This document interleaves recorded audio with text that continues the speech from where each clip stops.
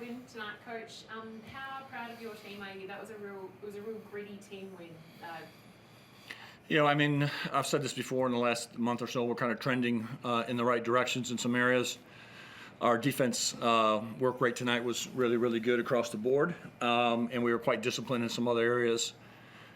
And so we're just continuing to just try to build and stack days, and it's a good win on the road. You win anywhere in this league on the road, you're thankful, and we'll just get back to work next week. There is a lot of games to be played, so you kind of just have to move on to the next one. Bryce Cotton is always, a player of focus. The player next to you, Nick Marshall, did a great job on him. That was obviously a focus for you guys tonight? Well, we don't really game plan, and I've said this for the last 5 years, we don't really do much game planning about players in general. We handle everyone roughly the same. Our scouts are really very simple at what we do. And so we don't overly focus on too many guys individually other than their individual talent, their tendencies. So for us, obviously he's a major player in this league and has been, and all the kudos, and I was lucky enough to coach him in Perth, and I know what kind of kid he is. And you have to be mindful of him, but collectively as a group we did a good job just in other areas too. So his work rate on him was really, really good, but he had 4 guys behind him pulling the same rope. Nick, how good does it feel to come back in your hometown and have a game like that? Yeah, it feels good. But yeah, we just got to keep kind of stacking days now. Season's not over, so we're just still stuck and trying to get better. Yep, that was an amazing performance by yourself. There was that incident on the sideline. Is there anything you guys may not want to talk about it? There's anything you can kind of talk about that near the end there as well? I'm not really sure what happened yet. Fair enough. Scott, they didn't have a huge impact on this game, but also someone who's come back to his hometown here is Majuk Deng. Yep. And I know he's amazing influence in the Sunnis Australian community and a role model. I believe I might be wrong that he captained while Nene was out for a little bit. Well, actually, while Drimmick was out, he's our vice captain and subbed in for Drimmick for the 3 months that Drim's been out and stuff. But yeah, look, I love Majuk Deng, and I told him after this game I love him. I always tell him I love him. His story is his story, and he's just a hell of a human being. And that's what I love about him. A great father, and just mindful of who he is and what he does. And yeah, I love him to death. One other thing to note, you've been really good over the last month, 6 wins and 3 losses. You've been first in defensive rating, but also first in offensive rebounding rate, which I would think would be pretty hard to do, to be able to go in the O-glass like that and also get back in D. Can you just talk to us about that kind of performance over the last month? Yeah, again, it's just, our work rate's been better, but our concentration level of getting better and also getting healthy and getting guys back and getting in tune. And, Adelaide hasn't had any injuries this entire year that was, lengthy kind of injuries like we've gone through and every other single team is going through. And so when you start to get your guys slowly back and DJ gets his feet underneath him, and now Majuk Deng comes back from his hamstring, and then, Magnet's missed a few games here and there, it's nice to just have the group together, and we continue to just do what we do and keep things quite simple. What we do as far as how we practice and how we go about our business, and our formula is quite simple, really. Just do what we do and try to repeat it in the simplest ways possible.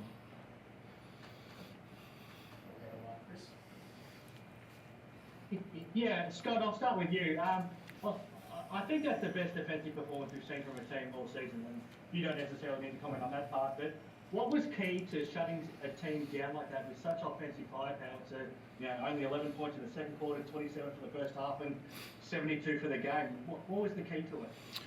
Well, I think, again, I've said it many times, the 3 ball's this great equalizer in professional basketball in the last X amount of years, and it's obviously a huge factor in FIBA basketball, and so we've been quite mindful of trying to do the best we can and defend the 3 ball. It is the great equalizer and or the ones that, you can go on a quick little run and put you behind, and so we've heavily concentrated on trying to take those away. You can't take them all away.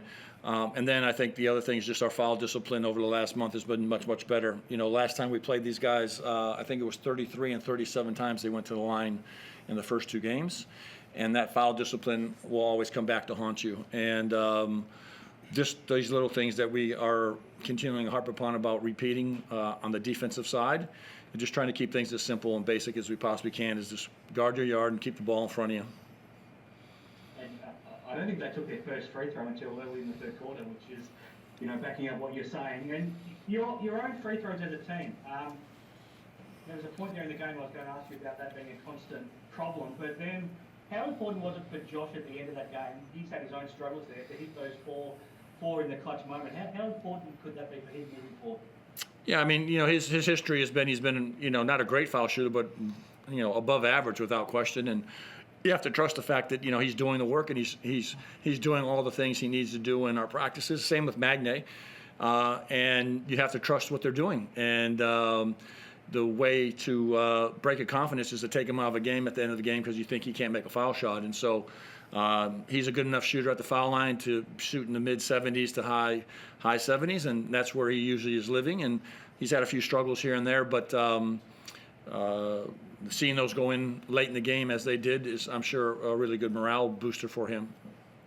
And just a unique, when you're sitting there now, how are you feeling after chasing around Bryce for a lot of that game? But at the same time, and I know it's a team effort like Scott said, but when you do look down at the stat sheet and see that the best player we might have ever seen in the league, shot 5 of 18 for this game, only had 15 points, and probably had his quietest game almost of the season. How are you feeling post-match?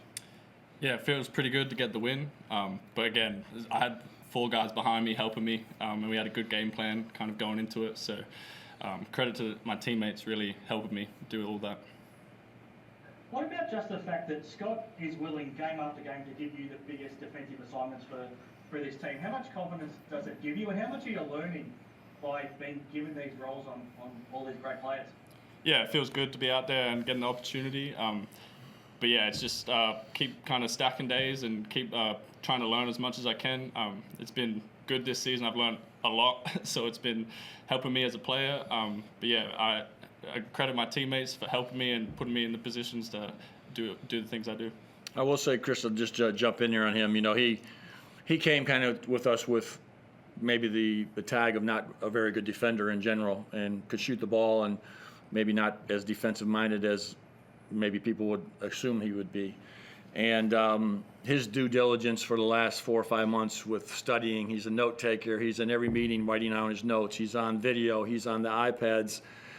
He's in the coach's office. His work rate off the floor of learning has been tremendous. And obviously having, some other good players around him that understand the defense too. But from where he was, 4 months ago to where he is now, he is our guy that we put on the best players in general to go harass them and give them as much problems as possible. And he's really morphed into a really, really nice player at that end of the floor for us. Well, Nick, let me follow up from that. Sometimes hard work pays off. I mean, you're pretty proud of yourself that you've put in the hard work that's now showing on the court. Yeah, for sure. It feels good, obviously. But yeah, I'm still trying to get better, still trying to learn. And we're trying to win a championship. So I'm just trying to do my part and help the team do that. Well, speaking of that as well, I mean, Scott keeps talking about these teams are work in progress, and you're clearly heading in the right direction. This is a statement win. I think it's, like I said, I think it's the best performance we've seen against Adelaide just about all season. I mean, what do you think this team's capable of? And be careful because Scott's sitting next to you.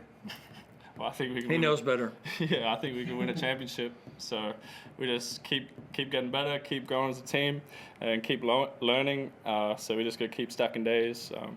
Yeah. And what did you see that you liked, Scott, just in terms of the group getting to freshen up a little bit? We talked about that hectic schedule when you had 6 days before this game. Now you've got another pretty good stretch before you play over in Perth. How good was it to see your team, I guess, with a little bit? Yeah, I think we had a rough 4 days back in at home. We gave them some time off, but we didn't have 2 very good practices before we came down here. We were very rough around the edges and sloppy in some areas, but I think the break was good for us in general, and we'll have another this is probably the last one until the season's over with 3 or 4 more days before we head to Perth. And for us, like I said, you can spin those breaks any way you want to, good or bad for your team. But we work extremely hard during the break, and we don't give a lot of days off, and guys have to show up, and we'll just go back to work again when we get back home. And a few guys got some rest, and we'll get a few more days of rest for some of these guys that are carrying just some small injuries. And we'll just go back to work and put our best foot forward and worry about Monday when we get to Monday. Thanks very much, and I'll see you when you get here. All right, Chris. Thanks, buddy.